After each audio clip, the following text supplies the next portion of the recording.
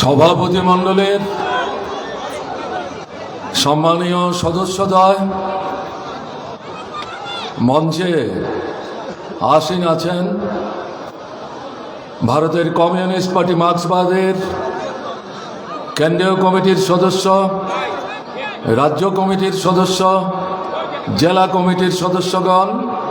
উপস্থিত আছেন জাতীয় কংগ্রেস দলের জাতীয় স্তরের অন্যতম সম্পাদক, প্রাদেশিক কমিটির সভাপতি এবং জেলা স্তরের নেতৃবৃন্দ। আপনারা যারা এই ঐতিহাসিক নির্বাচনী সমাবেশে সমবেত হয়েছেন, আপনাদের মধ্যে বয়োজ্যেষ্ঠ, শ্রদ্ধাভাজন, অভিভাবক স্থানীয় যারা আছেন, মায়েরা আছেন, বোনেরা আছেন, ভাইয়েরা আছেন, বন্ধুরা আছেন, আপনাদের সবাইকে আমাদের পার্টি ভারতের কমিউনিস্ট পার্টি মার্ক্সবাদী এবং আমাদের সহযোগী এই সংগ্রামের যোদ্ধা জাতীয় কংগ্রেস দলের প্রাদেশিক কমিটির পক্ষ থেকে আন্তরিকভাবে প্রীতি, শুভেচ্ছা, অভিনন্দন জানাচ্ছি।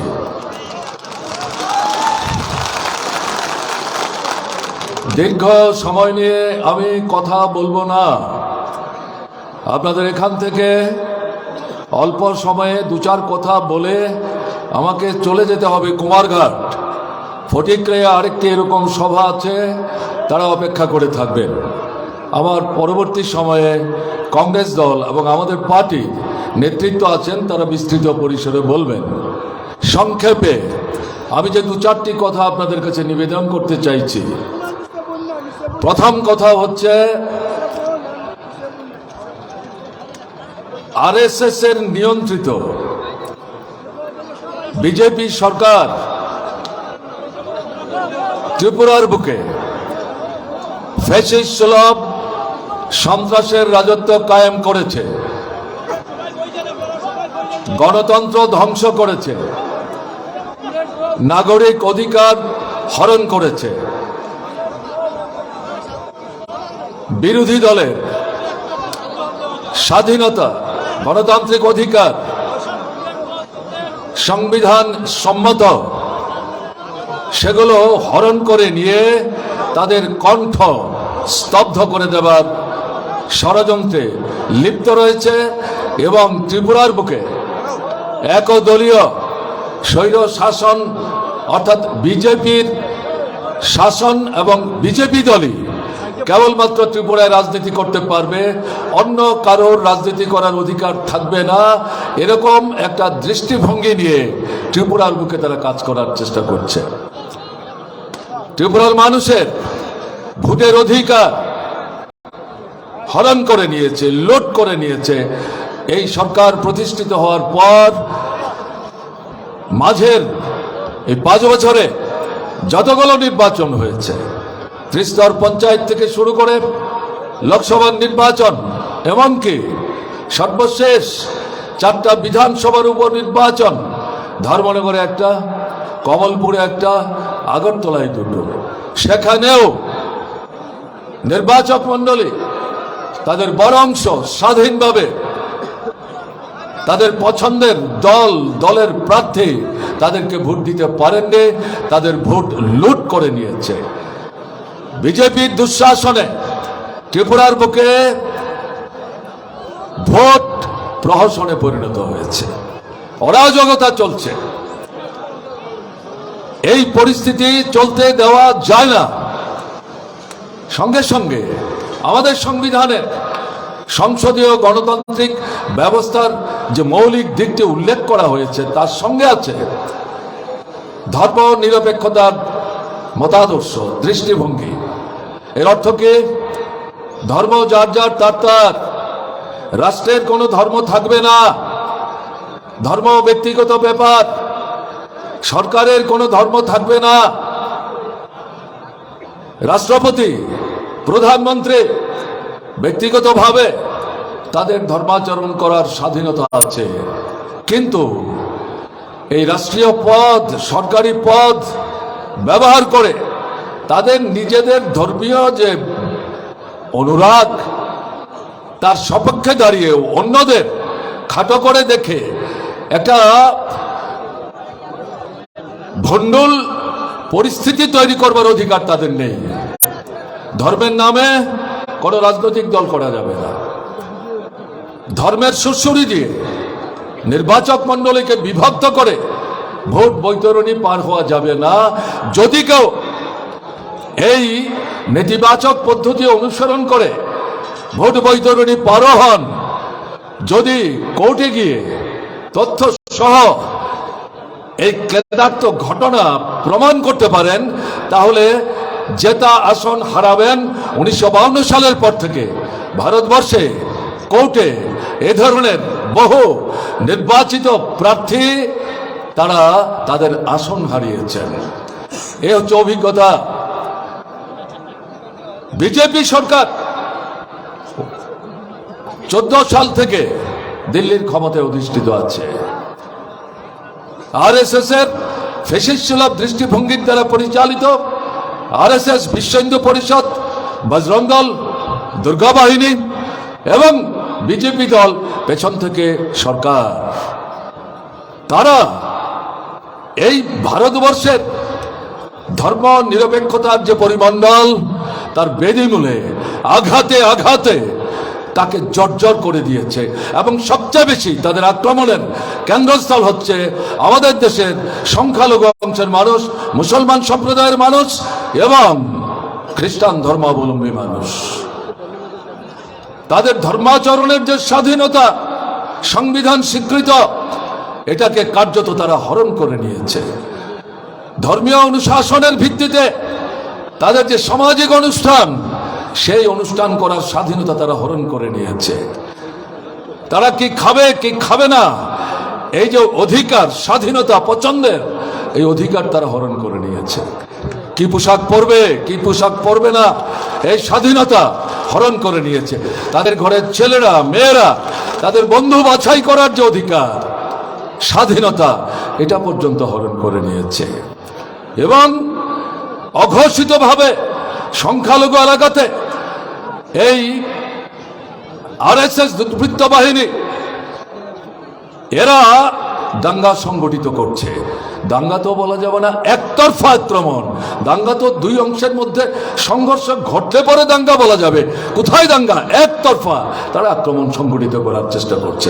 আপনারা দেখেছেন আসাম, আমাদের কাশ্মীর, 370 ধারার ভিত্তিতে কতগুলি বিশেষ অধিকার কাশ্মীর রাজ্য ভোগ করে স্বাধীন ভারতবর্ষের সংবিধান এটাকে গ্রহণ করেছে। স্বাধীনতার পর ভারতবর্ষের রাজ্যের সংখ্যা কমেনি, রাজ্যের সংখ্যা বেড়েছে। আরএসএস এর নিয়ন্ত্রণাধীন বিজেপি সরকার এই সংখ্যালঘু বিরোধী তার যে মনোভাব, এই মনোভাব নিয়ে এই কাশ্মীর রাজ্যটার উপর আক্রমণ সংগঠিত করে 3 টুকরা করে দিয়েছে। 3টা বছর যাবৎ ওখানে কোনো গণতন্ত্র নাই, এটাকে একটা জেলখানায় আবদ্ধ করে সংখ্যালঘুদের বিরুদ্ধে তাদের নির্যাতন অব্যাহত রেখেছে। কিন্তু ত্রিপুরায় বামপন্থী ফ্রন্ট সরকার থাকার সময়ে ভারতবর্ষের অন্যান্য জায়গাগুলোতে বিজেপি আরএসএস দুর্বৃত্তরা যে কাণ্ড কারখানা সংখ্যালঘুদের বিরুদ্ধে সংগঠিত করবার সাহস দেখিয়েছে, ত্রিপুরাতে এই ধর্ম নিরপেক্ষতার যা পরিমণ্ডল এখানে গড়ে উঠেছে সুদীর্ঘ ঐক্যবদ্ধ প্রচেষ্টার মধ্য দিয়ে, তার গায়ে তাদের আঁচড় দেওয়ার সাহস হয়নি।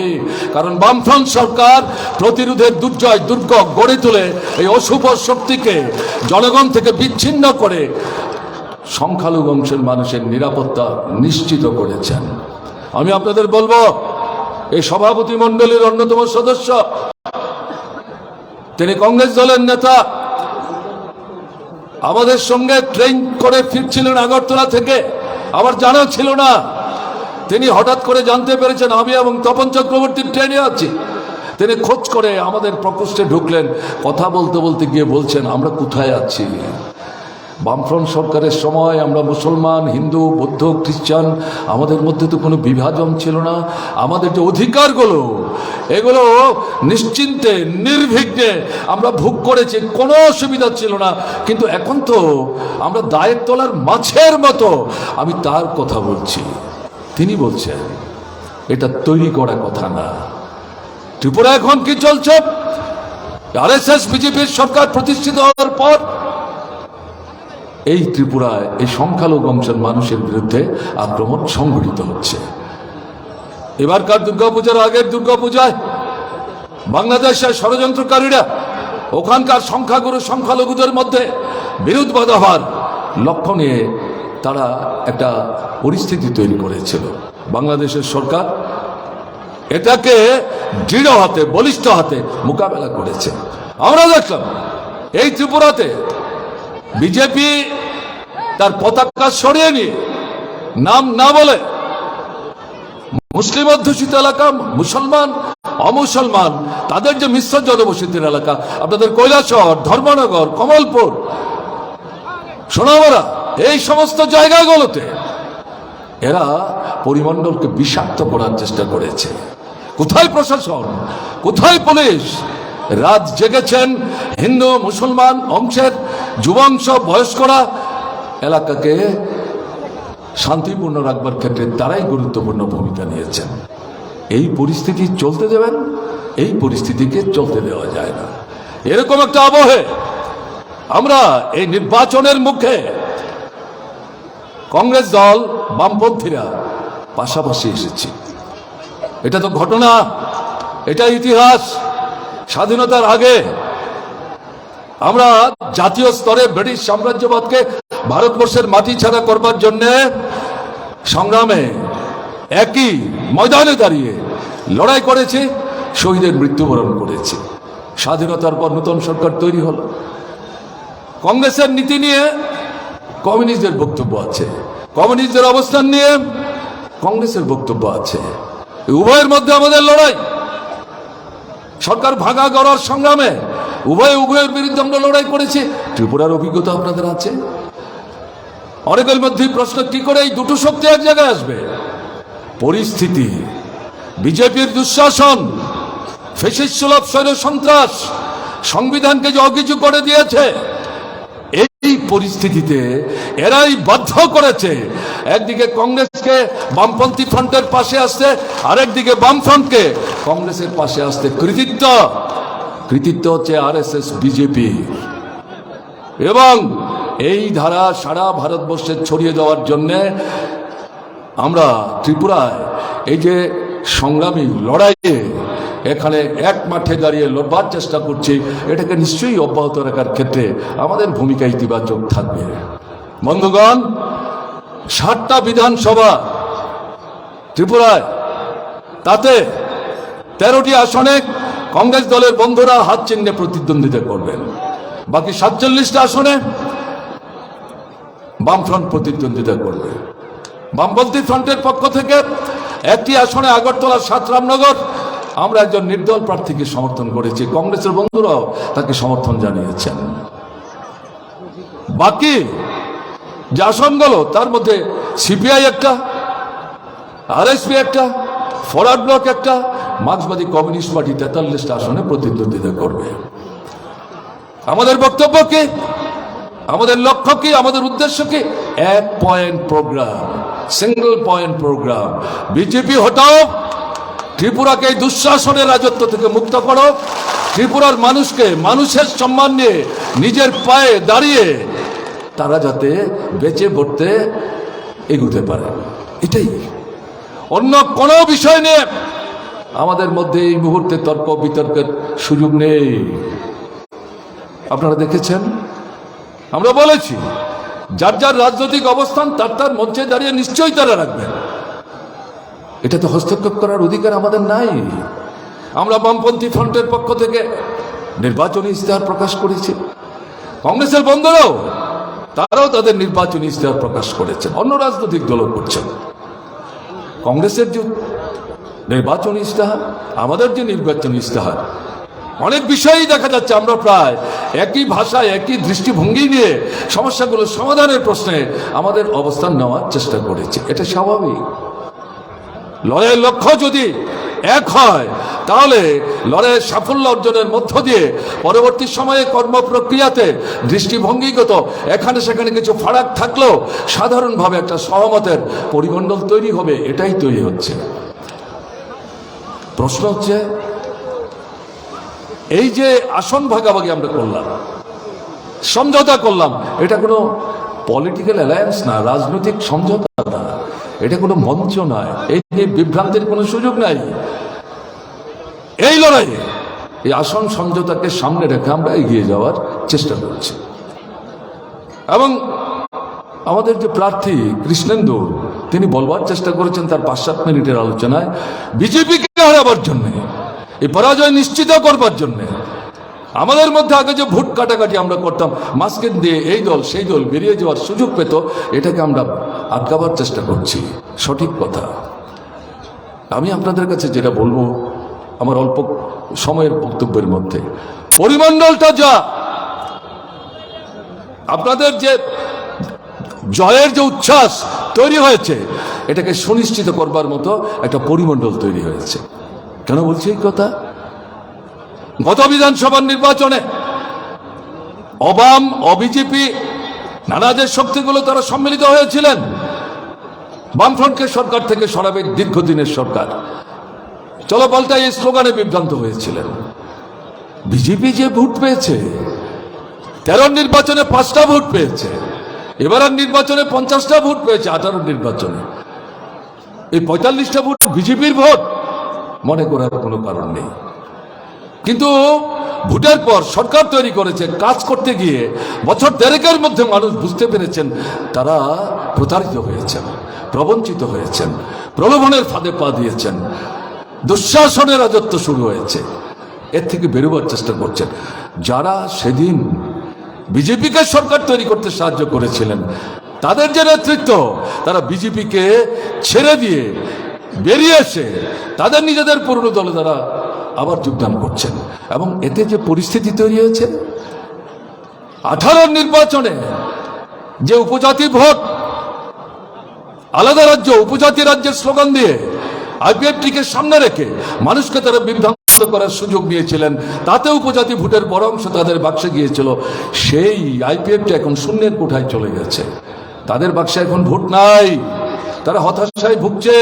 তাদের যে দাবি ছিল এবং যে দাবি পূরণ করার গোপন প্রতিশ্রুতি দিয়েছিল, সে তো তারা বাস্তবায়িত করেনি। কাজে তাদের পেছনে যারা জড়েছিলেন, তারা সবাই সেই দলকে ছেড়ে দিয়ে অন্য আরেকটা উপজাতি সংগঠনের সাথে নিজেদেরকে যুক্ত করার চেষ্টা করছেন। বিজেপির বাক্সে উপজাতি ভোট কোথায়? অপরদিকে অনুপজাতি অংশের মানুষ যেই নেতৃত্বের ভূমিকার কারণে বিজেপিকে নীতিগতভাবে বিরোধী মতবাদ থাকা সত্ত্বেও বামফ্রন্ট সরকারকে হটাবার জন্য ভোট দিয়েছিলেন, তাদেরও একটা বড় অংশ ছাড়তে শুরু করেছে। তারা তাদের পুরনো দলের প্রতি তাদের যে বিশ্বাস, আস্থা, শ্রদ্ধা তারা দেখাতে শুরু করেছেন। ফলে বিজেপি একদিকে ট্রাইবেল ভোট হারাচ্ছেন, আরেকদিকে নন ট্রাইবেল ভোট তারা হারাচ্ছে। এবং তাদের যারা পুরনো বর্তমান নেতৃত্ব, এদের সঙ্গে যে বিজেপির লোকরা আছেন, তারাও কিন্তু বিজেপিকে ছাড়তে শুরু করেছে। আপনারা দেখছেন, যারা খবর রাখেন, প্রতিদিন রাজ্যের বিভিন্ন জায়গায় শত শত মানুষ বিজেপি ছেড়ে অন্যান্য যে রাজনৈতিক দলগুলো, সেই দলের ঝান্ডা হাতে নিচ্ছেন, লাল ঝান্ডা তারা হাতে নিচ্ছেন, বলছেন এই দুঃশাসন সহ্য করা যায় না। কাজে এই হচ্ছে বাস্তব পরিস্থিতি। তাই আমি আপনাদের কাছে বলবো, এটা নিছক উচ্ছ্বাস না। এই বিজেপিকে পরাস্ত করে, সরকার থেকে উচ্ছেদ করে আপনারা যে জোটবদ্ধভাবে অগ্রসর হওয়ার চেষ্টা করছেন, একটা বিকল্প জনদরদি লড়াইয়ের ময়দানে থেকে আপনার স্বার্থে কথা বলতে গিয়ে যারা শহীদের মৃত্যুবরণ করেছেন, রক্তাক্ত হয়েছে, বাজার ভেঙেছে, হাসপাতালে গিয়ে চিকিৎসা পর্যন্ত নিতে পারেননি, এই লড়াইগুলোতে যারা ছিলেন, এদেরকে নিয়েই তো আপনার সরকার তৈরি করতে হবে। তাহলেই তো জনমুখী সরকার তৈরি হবে। সেরকম সরকার তৈরি করার ক্ষেত্রে এই যে মাঝে 6 দিন 7 দিন সময় বাকি আছে, এই সময়টাকে কিন্তু ছোট করে দেখবেন না।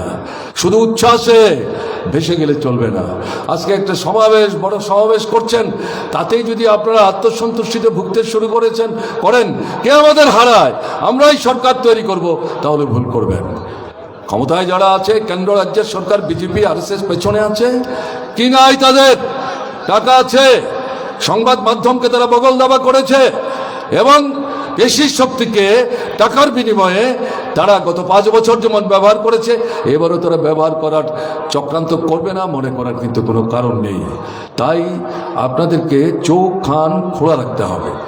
এখন থেকেই এই কৈলাসহর মহকুমায় রাত জাগতে শুরু করুন এবং আপনারা চারিদিকে লক্ষ্য রাখুন।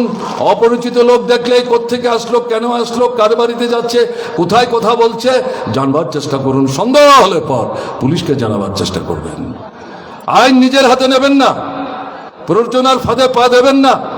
শান্তি বিঘ্নের যে চক্রান্ত হবে দেখবেন, বিজেপি এরা বিভিন্ন জায়গায় ইতিমধ্যে শুরু করেছে, নিজেদের পতাকা নিজেরা পড়িয়ে দিচ্ছে, নিজেদের বুথ অফিসে নিজেরা আগুন লাগিয়ে দিচ্ছে, দিয়ে বামপন্থী ফ্রন্টের মিটিং ভণ্ডুল করবার জন্য বাজারে বাজারে তারা বন্ধ রাখছে যাতে মিটিং করতে না পারে। এই সমস্ত ষড়যন্ত্রগুলো তারা ইতিমধ্যে শুরু করে দিয়েছে।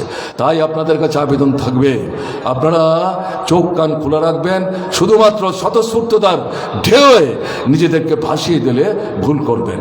এবং মূল কথা, আপনারা ভোটের দিন 5 বছরে যেমন ভোট দিতে পারেননি, এটাকে সুদে আসলে বুঝে নেবার জন্যে একটা ভোট যাতে কেউ হরণ করতে না পারে তার জন্য দৃঢ়তা বলিষ্ঠতা নিয়ে ভোট কেন্দ্রে যাবেন। যদি কেউ বাধা দেওয়ার চেষ্টা করে, সম্মিলিতভাবে প্ররোচনার ফাঁদে পা না দিয়ে রাস্তা পরিষ্কার করে নিজের ভোট নিজে দেবেন। এবং যারা আপনাদের বাধা দেওয়ার চেষ্টা করেছে, আপনাদের হয়তো বাধা দিতে পারেনি, অন্যদের আপনাদের ছেড়ে বাধা দেওয়ার যদি চেষ্টা করে, আপনারা নিজেদের ভোট দিয়ে তাদেরকে এদের কবল থেকে, দুষ্টচক্রের কবল থেকে উদ্ধার করে তারাও যাতে নির্বিঘ্নে ভোট দিতে পারে তার ব্যবস্থা করার দায়িত্ব কিন্তু আপনাদেরই নিতে হবে। এই দায়িত্ব না নিতে পারলে পর মানুষ যে মানসিকভাবে পরিস্থিতির কারণে প্রস্তুত হয়ে আছেন এই সরকার হটাবার জন্যে, এই যে অবস্থাটা, এটাকে কিন্তু সংহত করার ক্ষেত্রে আমরা সঠিক ভূমিকা পালন করতে পারবো না। তাই আমার কথা শেষ করার আগে আপনাদের কাছে আবেদন করব, এই যে হাজার হাজার মানুষ এসছেন, আপনারাই নেতা, আপনারাই সংগঠক, আপনারাই বক্তা, আপনারাই মানুষের মধ্যে যদি বিভ্রান্তি থাকে, কি করে সিপিআইএম কংগ্রেস হাত জড়াজড়ি করলো, এই বললাম তো সংক্ষেপে, এগুলো বলবেন। এবং সঙ্গে সঙ্গে স্বেচ্ছাসেবক বাহিনী, ভোটটা কিন্তু বুথে হবে, সিপিআইএমের অফিসও হবে না, কংগ্রেসের অফিসও হবে না, সিপিআইএমের প্রার্থীর বাড়িতেও হবে না, কংগ্রেসের প্রার্থীর বাড়িতেও হবে না, ভোট হবে বুথে। কাজেই প্রত্যেকটা বুথের জন্য স্বেচ্ছাসেবক বাহিনী তৈরি করতে হবে। প্ররোচকদের স্বেচ্ছাসেবক বাহিনীর মধ্যে রাখবেন না, তাহলে সমস্যা হয়ে যেতে পারে। এবং পুলিং বুথের এজেন্ট কে হবে আপনারাই ঠিক করবেন। সঙ্গে সঙ্গে ভোট কারা গণবেন, কাউন্টিং এজেন্ট আপনারাই ঠিক করবেন। বুথ এলাকা কি করে সাজাবেন আপনারাই ঠিক করবেন। এবং নিজের বাড়ি সংহত করবেন, নিজেদের এলাকায় ছড়িয়ে পড়বেন। এখনো যাদের মধ্যে বিভ্রান্তি আছে তাদেরকে জয় করে আপনাদের সাথে রাজপথে সামিল করে এই যে ঐতিহাসিক লড়াই, এই লড়াইয়ে একটা কার্যকরী ভূমিকা গ্রহণ করতে হবে। মনে রাখবেন, শেষ কথা আমি যেটা বলছি, লড়াইটা আপাত দৃষ্টিতে এই মুহূর্তে ত্রিপুরা, গোটা ভারতবর্ষের মানুষ তাকিয়ে আছে ত্রিপুরার দিকে। 18 নির্বাচনের যে ফল, তার জন্য ভারতবর্ষের গণতান্ত্রিক, দেশপ্রেমিক, ধর্মনিরপেক্ষ শক্তি যারা ত্রিপুরার সরকারের কার্যক্রম সম্পর্কে জানতেন, তারা বিশ্বাসই করতে পারেননি কি করে বামফ্রন্ট সরকার হেরে যায়। চক্রান্ত পরবর্তী সময় তার নখদাঁত বিস্তার করেছে, মানুষ জেনেছেন। এই নির্বাচনের ফলাফলের জন্য আমরা যে ঐতিহাসিক পদক্ষেপ নিলাম, দুই শক্তি একটা জায়গায় কাছাকাছি আসলাম, এর ফলাফল দেখবার জন্য ভারতবর্ষের মানুষ অপেক্ষা করছে। এই জয়ের মধ্যে দুঃশাসন থেকে যেমন ত্রিপুরাকে মুক্ত করবেন, আপনি যেমন স্বাধীনতা ফিরে পাবেন। সারা দেশে আরএসএস নিয়ন্ত্রিত কর্পোরেট এবং ধর্মান্ধদের শক্তি, দাঙ্গাবাজ যারা, তারা মিলে সরকারটাকে পেছনে রেখে লুট করছে, এর থেকে ভারতবর্ষকে বের করে আনবার জন্য, এই সরকারটাকে ক্ষমতা থেকে হটাবার যে লড়াই তীব্র হচ্ছে, তাকে বিস্তার করার জন্য, তীক্ষ্ণ থেকে তীক্ষ্ণতর করার জন্য বার্তা পাঠাবেন ত্রিপুরায় বিজেপিকে হারিয়ে বিকল্প জনমুখী সরকার তৈরি করে। আমরা ছিলাম আপনাদের সাথে 18 নির্বাচনে, বিভ্রান্ত হয়েছিলাম, নিজের পায়ে নিজেরা কুরুল মেরেছি, খাল কেটে কুমির এনেছি, ভুল সংশোধন করেছি, নূতন জনমুখী সরকার প্রতিষ্ঠা করেছি। আপনারা যে ভারতবর্ষের জাতীয় চেহারা পরিবর্তনের লড়াই করছেন, শ্রমিক, কৃষক, ক্ষেতমজুর, ছাত্র, যুবক, শিক্ষক, ক্রীড়ানী, কর্মচারী, উপজাতি, তফসিলি, ওবিসি, সংখ্যালঘু, আপনাদের লড়াইয়ে ত্রিপুরা আছে, ত্রিপুরা থাকবে। এই লড়াইয়ে আমরা কাঁধে কাঁধ রেখে, হাতে হাত রেখে এগিয়ে যাব। এই পণ নিয়ে আপনারা এগিয়ে যাবেন। এই কথাগুলো আপনাদের সামনে বলে আপনাদের প্রতি আমি আরেকবার আমাকে কথা বলবার সুযোগ দিলেন, এবং আমি আপনাদের সকলের প্রতি আমার আন্তরিক কৃতজ্ঞতা প্রকাশ করে আমার কথা বলা শেষ করছি। আপনারা ভালো থাকবেন এবং এই যে দায়িত্বগুলো কিন্তু পালন করবেন, এই বিশ্বাস নিয়ে আপনাদেরকে নমস্কার জানিয়ে আমি বিদায় নিচ্ছি।